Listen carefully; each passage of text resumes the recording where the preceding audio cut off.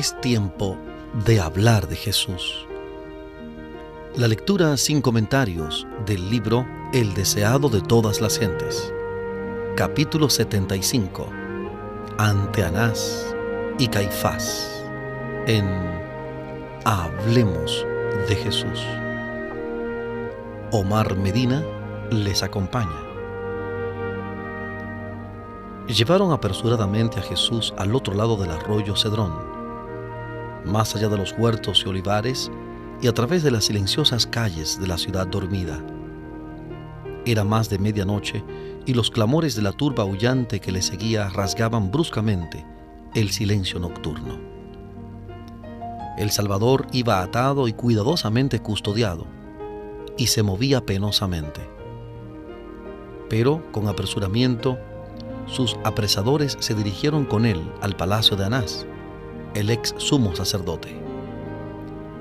Anás era cabeza de la familia sacerdotal en ejercicio y, por deferencia a su edad, el pueblo le reconocía como sumo sacerdote.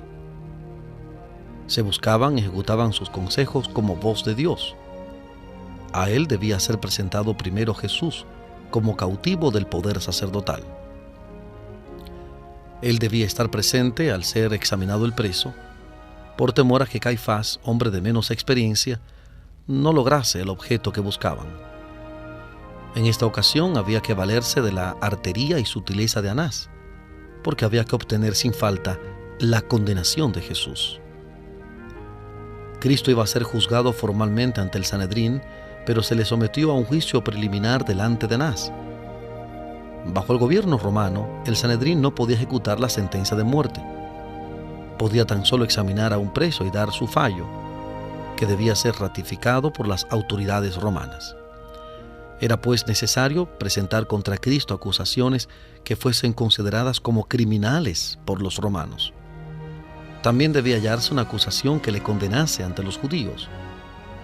No pocos de entre los sacerdotes y gobernantes habían sido convencidos por la enseñanza de Cristo. Solo el temor de la excomunión les impedía confesarle. Los sacerdotes se acordaban muy bien de la pregunta que había hecho Nicodemo: ¿juzga nuestra ley a hombre si primero no oyere de él y entendiere lo que ha hecho? Juan 7:51. Juan 7:51. Esta pregunta había producido momentáneamente la disolución del concilio y estorbado sus planes. Esta vez no se iba a convocar a José de Arimatea ni a Nicodemo, pero había otros que podrían atreverse a hablar en favor de la justicia. El juicio debía conducirse de manera que uniese a los miembros del Sanedrín contra Cristo. Había dos acusaciones que los sacerdotes deseaban mantener. Si se podía probar que Jesús había blasfemado, sería condenado por los judíos. Si se le convencía de sedición, esto aseguraría su condena por los romanos. Anás trató primero de establecer la segunda acusación. Interrogó a Jesús acerca de sus discípulos y sus doctrinas, esperando que el preso dijese algo que le proporcionara material con que actuar. Pensaba arrancarle alguna declaración que probase que estaba tratando de crear una sociedad secreta con el propósito de establecer un nuevo reino. Entonces los sacerdotes le entregarían a los romanos como perturbador de la paz y fautor de insurrección. Cristo leía el propósito del sacerdote como un libro abierto.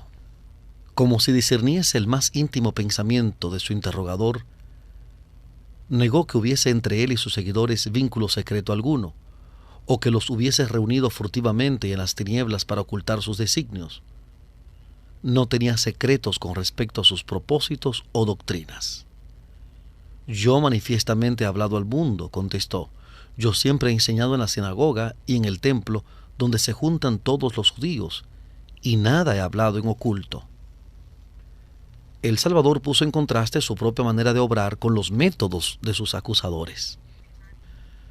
Durante meses le habían estado persiguiendo, procurando entramparle y emplazarle ante un tribunal secreto, donde mediante el perjurio pudiesen obtener lo que les era imposible conseguir por medios justos. Ahora estaban llevando a cabo su propósito, el arresto a medianoche por una turba, Las burlas y los ultrajes que se le infligieron antes que fuese condenado o siquiera acusado eran la manera de actuar de ellos y no de él. Su acción era una violación de la ley. Sus propios reglamentos declaraban que todo hombre debía ser tratado como inocente hasta que su culpabilidad fuese probada. Por sus propios reglamentos, los sacerdotes estaban condenados. Volviéndose hacia su examinador, Jesús dijo: ¿Qué me preguntas a mí? ¿Acaso los sacerdotes y gobernantes no habían enviado espías para vigilar sus movimientos e informarlos de todas sus palabras? ¿No habían estado presentes en toda reunión de la gente y llevado información a los sacerdotes acerca de todos sus dichos y hechos? Pregunta a los que han oído, ¿qué les haya yo hablado? Replicó Jesús. He aquí, estos saben lo que yo he dicho. Anás quedó callado por la decisión de la respuesta. Temiendo que Cristo dijese acerca de su conducta algo que él prefería mantener encubierto, nada más le dijo por el momento. Uno de sus oficiales, lleno de ira al ver a Anás reducido al silencio, hirió a Jesús en la cara diciendo: ¿Así respondes al pontífice? Cristo replicó serenamente: Si he hablado mal, da testimonio del mal, y si bien, ¿por qué me hieres? No pronunció hirientes palabras de represalia. Su serena respuesta brotó de un corazón sin pecado, paciente y amable, a prueba de provocación. Cristo sufrió intensamente bajo los ultrajes y los insultos. En manos de los seres a quienes había creado y en favor de los cuales estaba haciendo un sacrificio infinito, recibió toda indignidad. Y sufrió en proporción a la perfección de su santidad y su odio al pecado. El ser interrogado por hombres que obraban como demonios le era un continuo sacrificio. El estar rodeado por seres humanos bajo el dominio de Satanás le repugnaba, y sabía que en un momento, con un fulgor de su poder divino, podía postrar en el polvo a sus crueles atormentadores.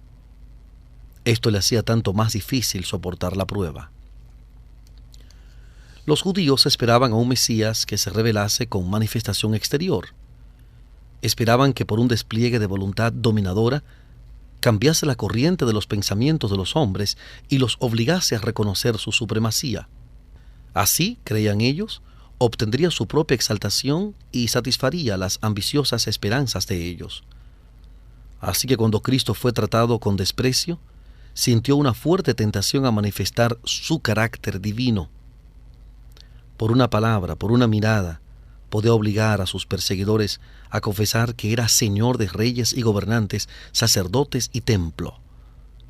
Pero le incumbía la tarea difícil de mantenerse en la posición que había elegido como uno con la humanidad. Los ángeles del cielo presenciaban todo movimiento hecho contra su amado general. Anhelaban librar a Cristo. Bajo las órdenes de Dios, los ángeles son todopoderosos. En una ocasión, en obediencia a la orden de Cristo, mataron en una noche a 185,000 hombres del ejército asirio. Cuán fácilmente los ángeles que contemplaban la ignominiosa escena del juicio de Cristo podrían haber testificado su indignación, consumiendo a los adversarios de Dios. Pero no se les ordenó que lo hicieran. El que podría haber condenado a sus enemigos a muerte, soportó su crueldad. Su amor por su Padre y el compromiso que contrajera desde la creación del mundo de venir a llevar el pecado, le indujeron a soportar sin quejarse el trato grosero de aquellos a quienes había venido a salvar. Era parte de su misión soportar en su humanidad todas las burlas y los ultrajes que los hombres pudiesen acumular sobre él. La única esperanza de la humanidad estribaba en esta sumisión de Cristo a todo el sufrimiento que el corazón y las manos de los hombres pudieran infligirle.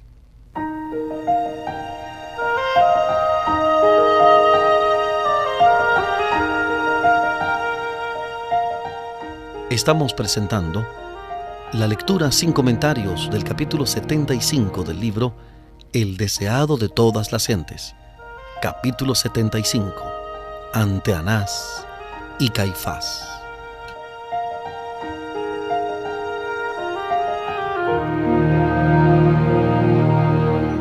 Nada había dicho Cristo que pudiese dar ventaja a sus acusadores, y sin embargo estaba atado para indicar que estaba condenado. Debía haber, sin embargo, una apariencia de justicia. Era necesario que se viese una forma de juicio legal. Las autoridades estaban resueltas a apresurarlo. Conocían el aprecio que el pueblo tenía por Jesús y temían que si cundía la noticia de su arresto, se intentase rescatarle. Además, si no se hacía enseguida el juicio y la ejecución, habría una demora de una semana por la celebración de la Pascua. Esto podría desbaratar sus planes. Para conseguir la condenación de Jesús dependía mayormente del clamor de la turba, formada en gran parte por el populacho de Jerusalén. Si se produjese una demora de una semana, la agitación disminuiría y probablemente se produciría una reacción. La mejor parte del pueblo se decidiría en favor de Cristo, muchos darían un testimonio que le justificaría, sacando a luz las obras poderosas que había hecho. Esto excitaría la indignación popular contra el Sanedrín.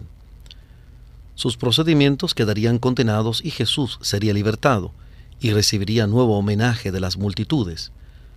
Los sacerdotes y gobernantes resolvieron, pues, que antes que se conociese su propósito, Jesús fuese entregado a los romanos. Pero ante todo, había que hallar una acusación. Hasta aquí, nada habían ganado. Anás ordenó que Jesús fuese llevado a Caifás. Este pertenecía a los saduceos, algunos de los cuales eran ahora los más encarnizados enemigos de Cristo. Él mismo, aunque carecía de fuerza de carácter, era tan severo, despiadado e inescrupuloso como Anás. No dejaría sin probar medio alguno de destruir a Jesús. Era hora de madrugada y muy oscuro, así que a la luz de antorchas y linternas, el grupo armado se dirigió con su preso al palacio del sumo sacerdote. Allí, mientras los miembros del Sanedrín se reunían, Anás y Caifás volvieron a interrogar a Jesús, pero sin éxito. Cuando el concilio se hubo congregado en la sala del tribunal, Caifás tomó asiento como presidente. A cada lado estaban los jueces y los que estaban especialmente interesados en el juicio. Los soldados romanos se hallaban en la plataforma situada más abajo que el solio a cuyo pie estaba Jesús. En él se fijaban las miradas de toda la multitud. La excitación era intensa. En toda la muchedumbre, él era el único que sentía calma y serenidad. La misma atmósfera que lo rodeaba parecía impregnada de influencia santa. Caifás había considerado a Jesús como su rival. La avidez con que el pueblo oía al Salvador y la aparente disposición de muchos a aceptar sus enseñanzas habían despertado los acerbos celos del sumo sacerdote. Pero al mirar Caifás al preso, le embargó la admiración por su porte noble y digno. Sintió la convicción de que este hombre era de filiación divina. Al instante siguiente desterró despectivamente este pensamiento.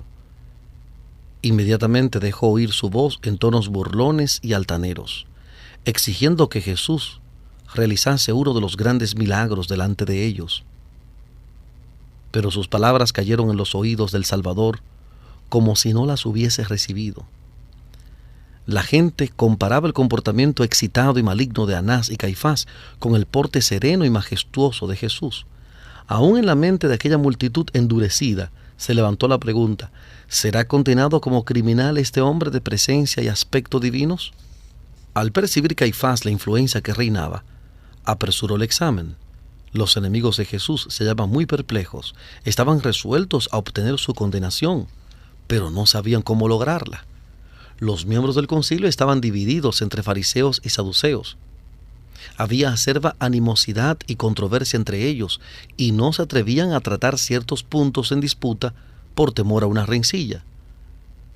Con unas pocas palabras, Jesús podría haber excitado sus prejuicios unos contra otros, y así habría apartado de sí la ira de ellos. Caifás lo sabía, y deseaba evitar que se levantase una contienda.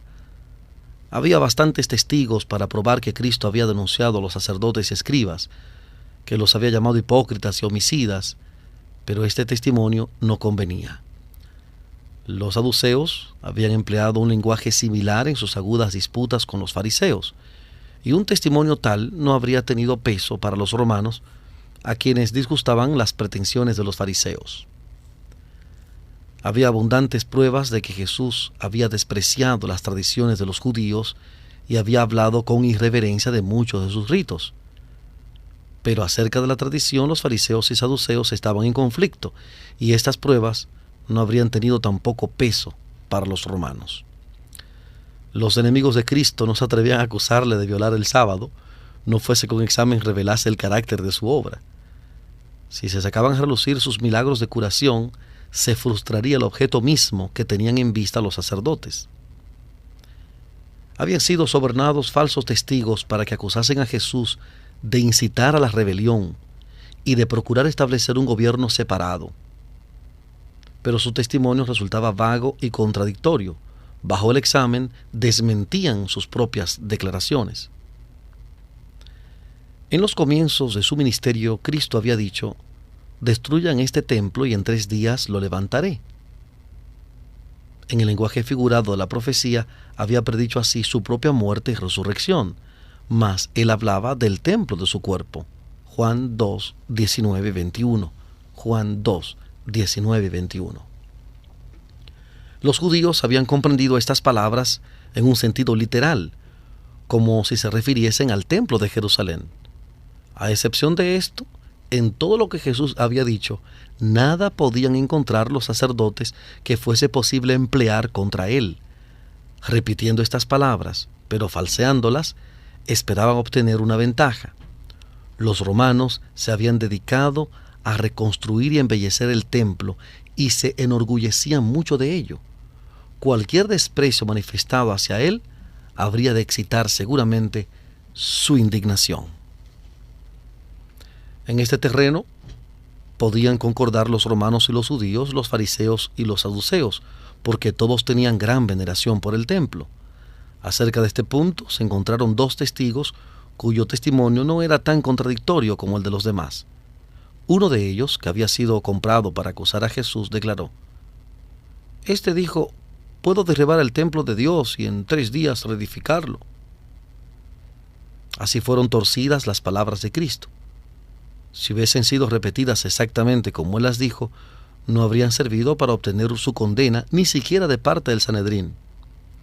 Si Jesús hubiese sido un hombre como los demás, según aseveraban los judíos, su declaración habría indicado tan solo un espíritu irracional y jactancioso, pero no podría haberse declarado blasfemia. Aún en la forma en que las repetían los falsos testigos, nada contenían sus palabras que los romanos pudiesen considerar como crimen digno de muerte.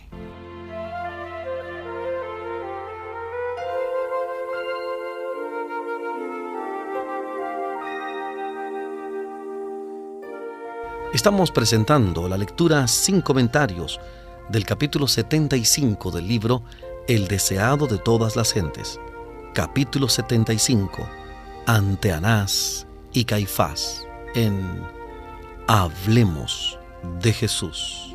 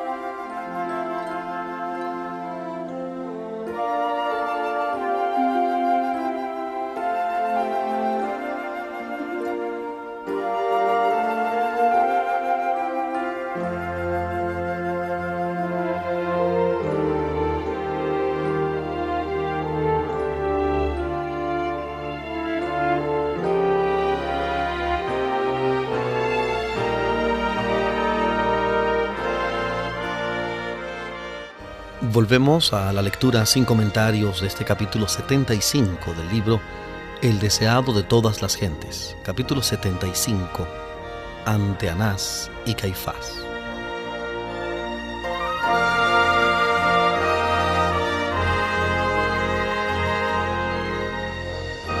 Pacientemente Jesús escuchaba los testimonios contradictorios. Ni una sola palabra pronunció en su defensa. Al fin, sus acusadores quedaron enredados, confundidos y enfurecidos. El proceso no adelantaba, parecía que las maquinaciones iban a fracasar. Caifás se desesperaba. Quedaba un último recurso. Había que obligar a Cristo a condenarse a sí mismo. El sumo sacerdote se levantó del sitial del juez, con el rostro descompuesto por la pasión e indicando claramente por su voz y su porte que si estuviese en su poder, heriría al preso que estaba delante de él. ¿No respondes nada?, exclamó. ¿Qué testifican estos contra ti? Jesús guardó silencio. Angustiado él y afligido, no abrió su boca. Como cordero fue llevado al matadero y como oveja delante de sus trasquiladores, enmudeció y no abrió su boca. Isaías 53:7. Isaías 53:7. Por fin Caifás, alzando la diestra hacia el cielo, se dirigió a Jesús con un juramento solemne. Te conjuro por el Dios viviente que nos digas si eres tú el Cristo, Hijo de Dios. Cristo no podía callar ante esta demanda. Había tiempo en que debía callar y tiempo en que debía hablar. No habló hasta que se le interrogó directamente. Sabía que el contestar ahora aseguraría su muerte. Pero la demanda provenía de la más alta autoridad reconocida en la nación y en el nombre del Altísimo. Cristo no podía menos que demostrar el debido respeto a la ley. Más que esto, su propia relación con el Padre había sido puesta en tela de juicio. Debía presentar claramente su carácter y su misión. Jesús había dicho a sus discípulos: cualquiera pues que me confesare delante de los hombres, le confesaré yo también delante de mi Padre que está en los cielos. Mateo 10:32. Mateo 10:32. Ahora, por su propio ejemplo, repitió la lección. Todos los oídos estaban atentos y todos los ojos se fijaban en su rostro mientras contestaba: Tú lo has dicho. Una luz celestial parecía iluminar su semblante pálido mientras añadía: Y aún les digo que desde ahora han de ver al Hijo del Hombre sentado a la diestra de la potencia de Dios y que viene en las nubes del cielo. Por un momento, la divinidad de Cristo fulguró a través de su aspecto humano. El sumo sacerdote vaciló bajo la mirada penetrante del Salvador. Esa mirada parecía leer sus pensamientos ocultos y entrar como fuego hasta su corazón. Nunca en el resto de su vida olvidó aquella mirada escrutadora del perseguido Hijo de Dios. Desde ahora, dijo Jesús, han de ver al Hijo del Hombre sentado a la diestra de la potencia de Dios y que viene en las nubes del cielo. Con estas palabras, Cristo presentó el reverso de la escena que ocurría entonces. Él, el Señor de la vida y la gloria, estaría sentado a la diestra de Dios, sería el juez de toda la tierra y su decisión sería inapelable. Entonces, toda cosa secreta estaría expuesta a la luz del rostro de Dios y se pronunciaría el juicio sobre todo hombre según sus hechos. Las palabras de Cristo hicieron estremecer al sumo sacerdote.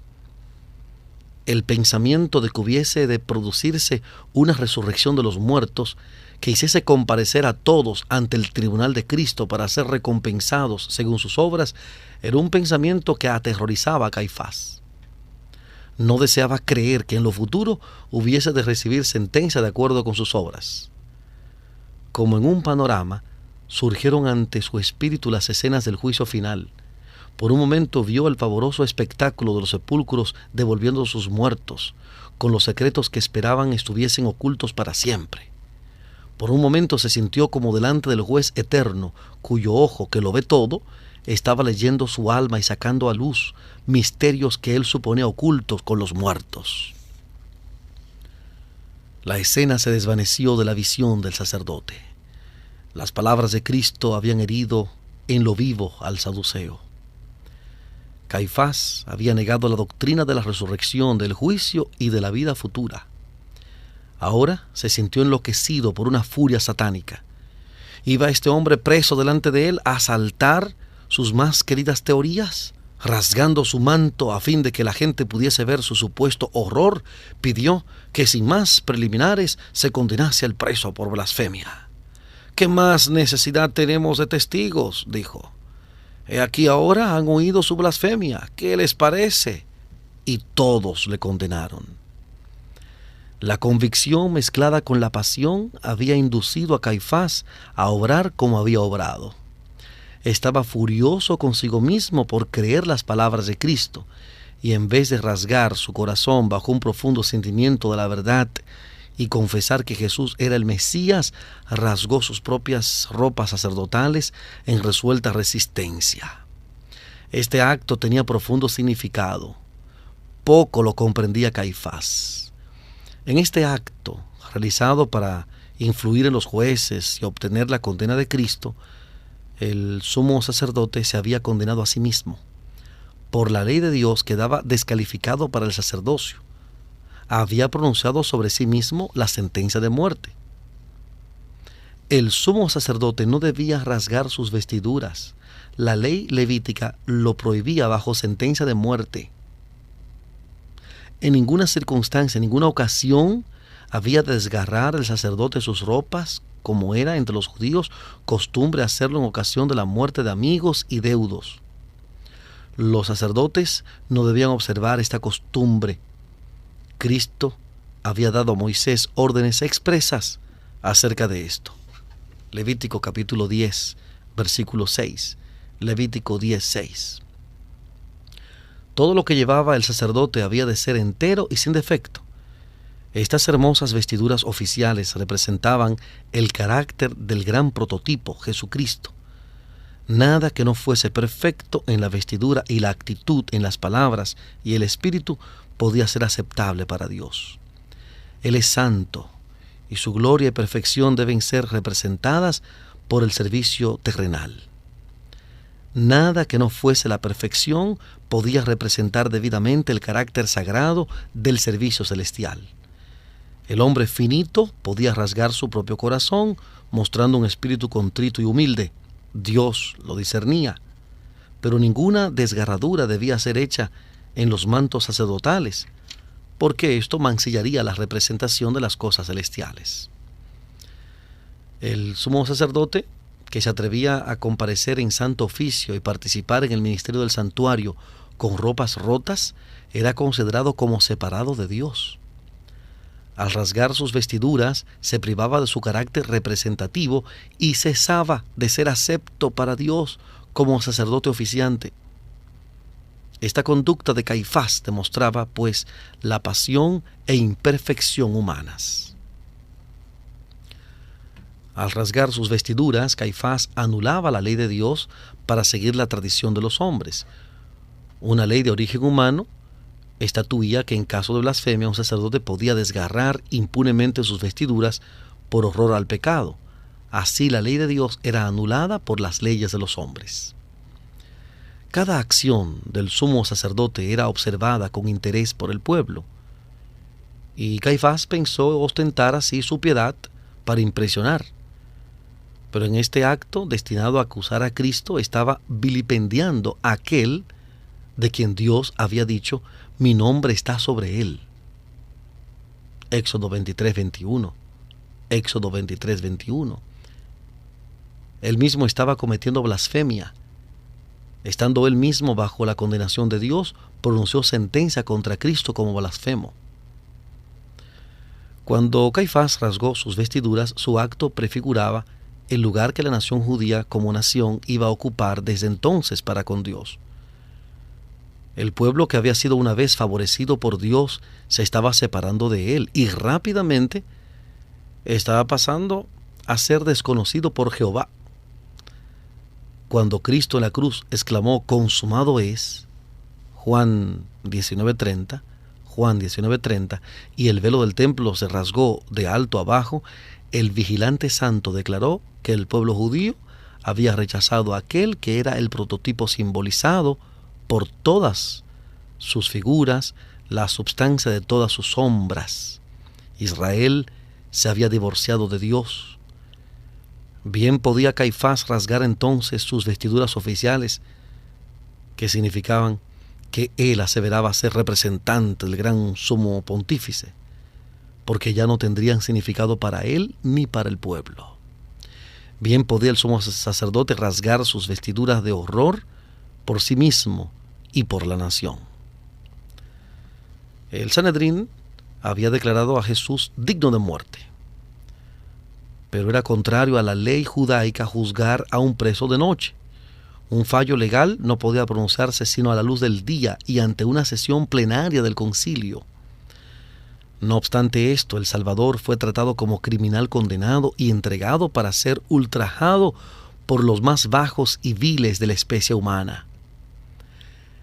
El palacio del sumo sacerdote rodeaba un atrio abierto en el cual los soldados y la multitud se había congregado. A través de este patio y recibiendo por todos lados burlas acerca de su aserto de ser hijo de Dios, Jesús fue llevado a la sala de guardia. Sus propias palabras, sentado a la diestra de la potencia y que viene las nubes del cielo, eran repetidas con escarnio. Mientras estaba en la sala de guardia aguardando su juicio legal, no estaba protegido. El populacho ignorante había visto la crueldad con que había sido tratado ante el concilio y por tanto se tomó la libertad de manifestar todos los elementos satánicos de su naturaleza. La misma nobleza y el porte divino de Cristo lo enfurecían. Su mansedumbre, su inocencia y su majestuosa paciencia lo llenaban de un odio satánico. Pisoteaba la misericordia y la justicia. Nunca fue tratado un criminal en forma tan inhumana como lo fue el Hijo de Dios. Pero una angustia más intensa desgarraba el corazón de Jesús. Ninguna mano enemiga podría haberle asestado el golpe que le infligió su dolor más profundo. Mientras estaba soportando las burlas de un examen delante de Caifás, Cristo había sido negado por uno de sus propios discípulos.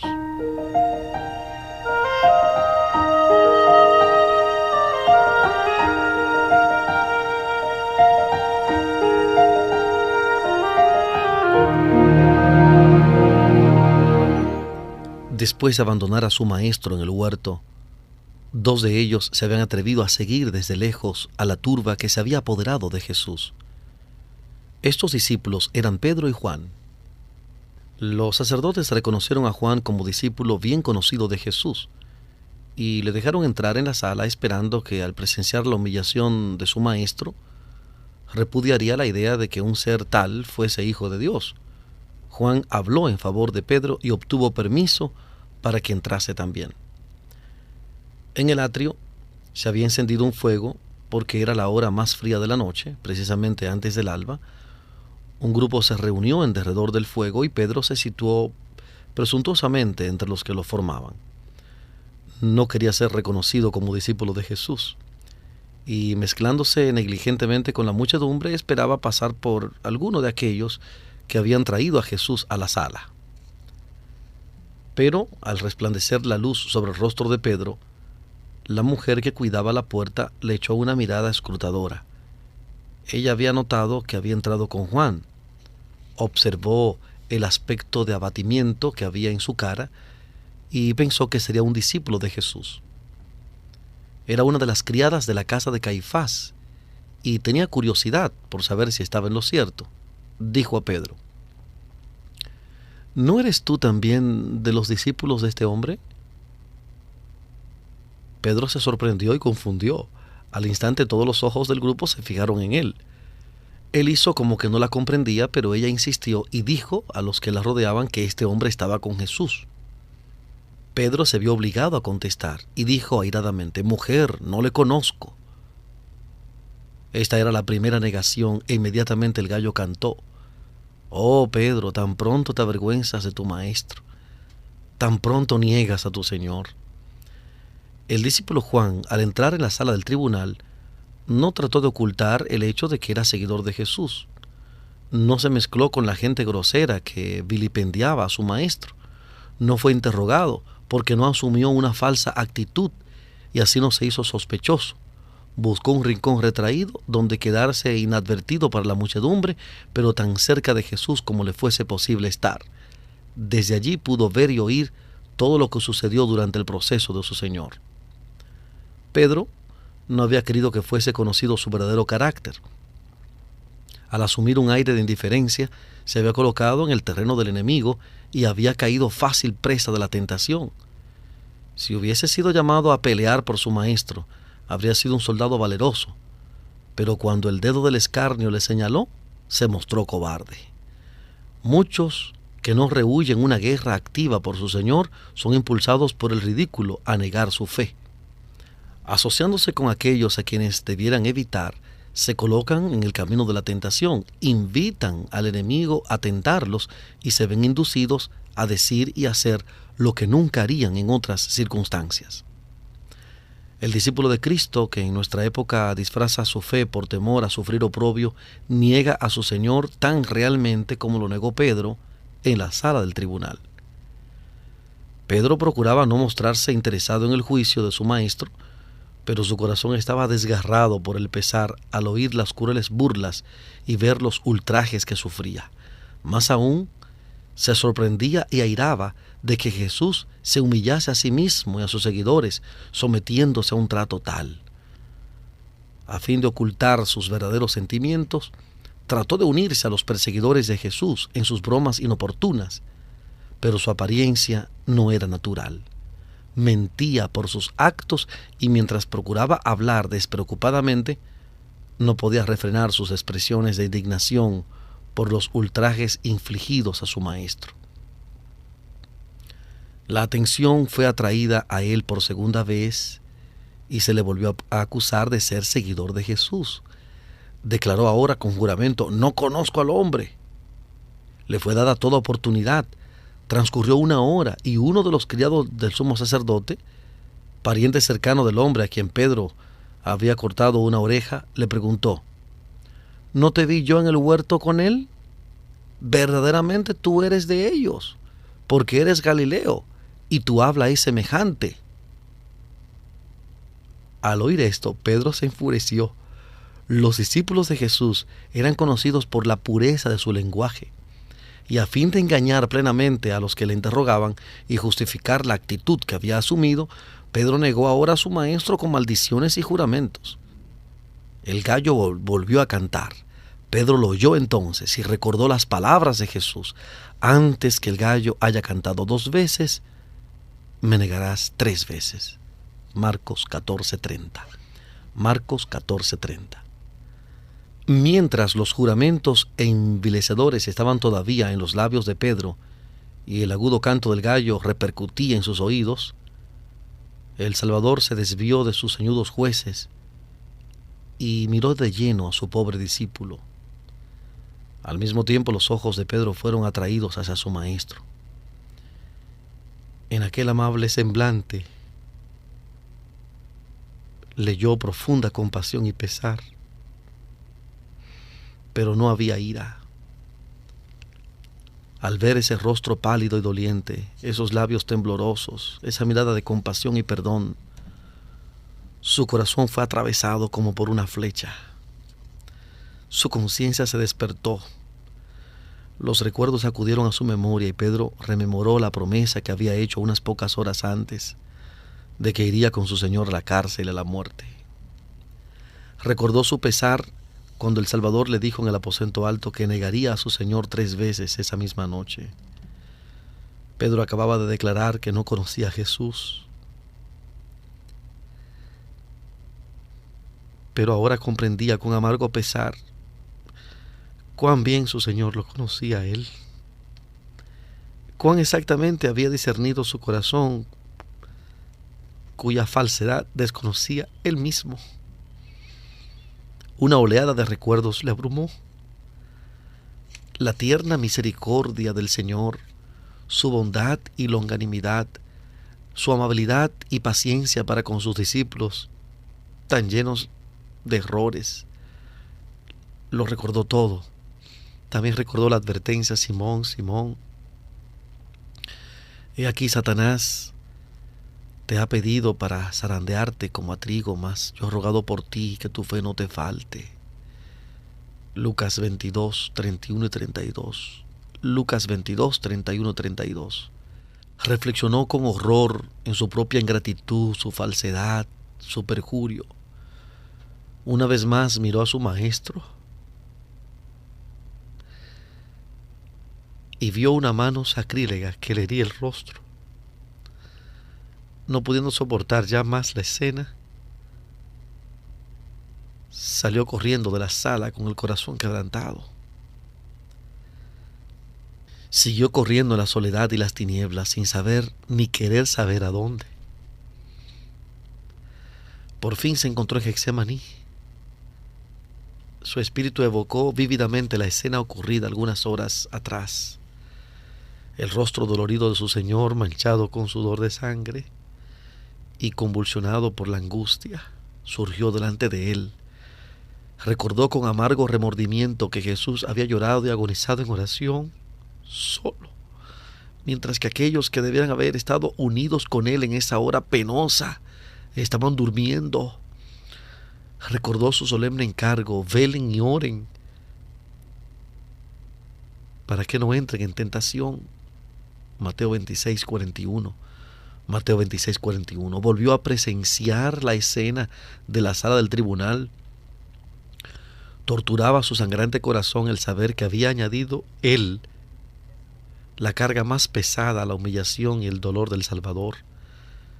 En el mismo lugar donde Jesús había derramado su alma agonizante ante su Padre, cayó Pedro sobre su rostro y deseó morir.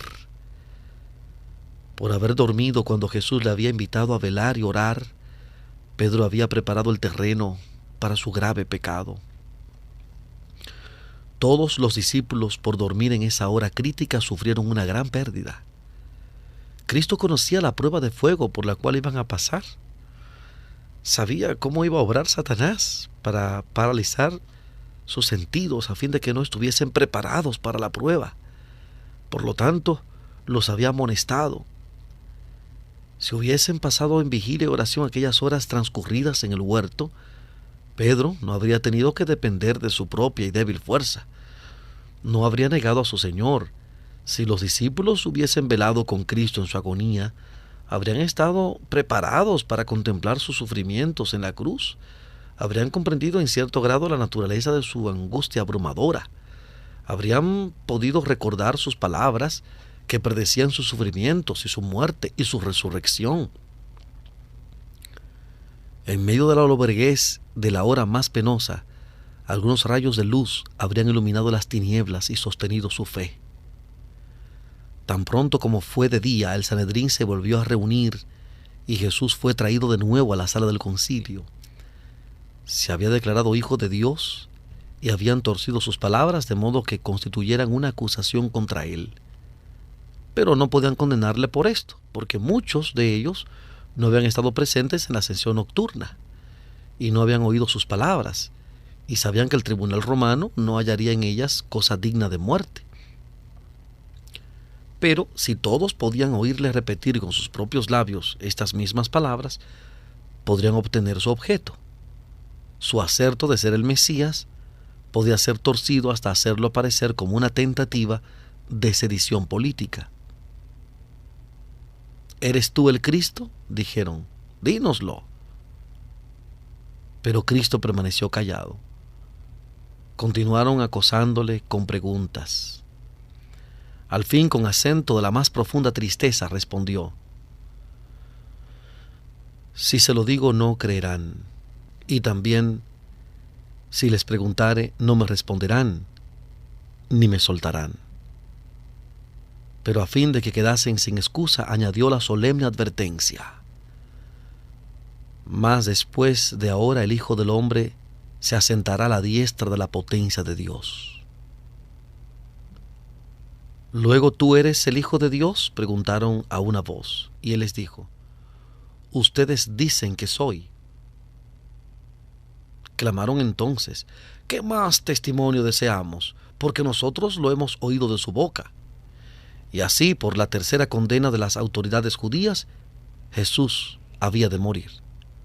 Todo lo que era necesario ahora, pensaban, era que los romanos ratificasen esta condena y le entregasen en sus manos. Entonces se produjo la tercera escena de ultrajes y burlas, peores aún que las infligidas por el populacho ignorante.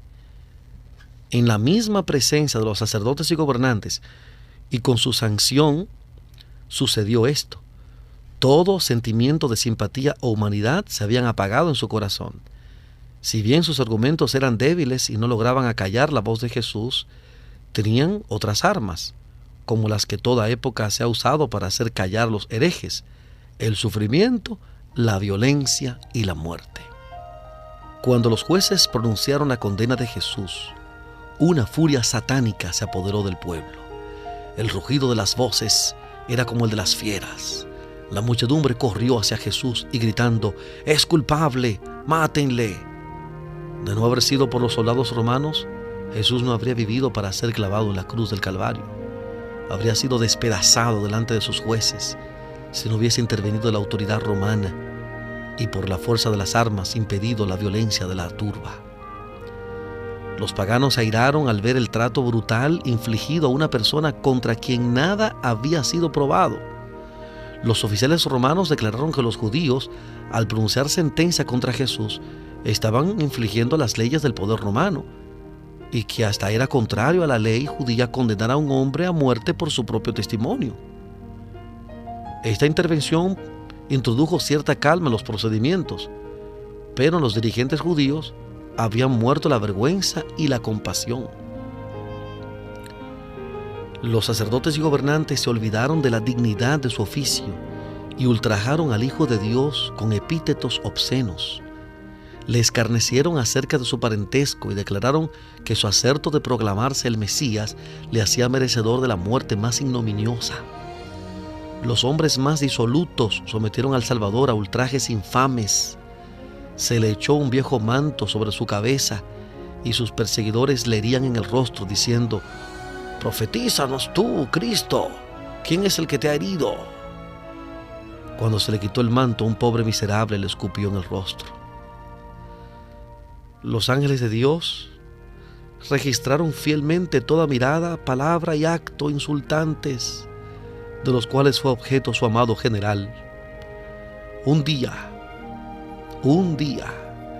los hombres viles que escarnecieron y escupieron el rostro sereno y pálido de Cristo mirarán aquel rostro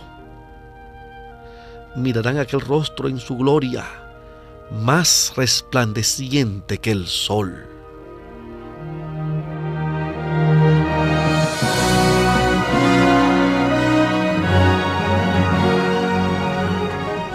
Hemos presentado la lectura sin comentarios del capítulo 75 del libro El deseado de todas las gentes, capítulo 75, ante Anás y Caifás. Este capítulo está basado en los 4 evangelios: Mateo capítulo 26, Marcos capítulo 14, Lucas capítulo 22, Juan capítulo 18. Mateo 26, Marcos 14, Lucas 22, Juan 18. Hablemos de Jesús. Omar Medina les agradece la fina gentileza de la atención dispensada. Que Dios les bendiga.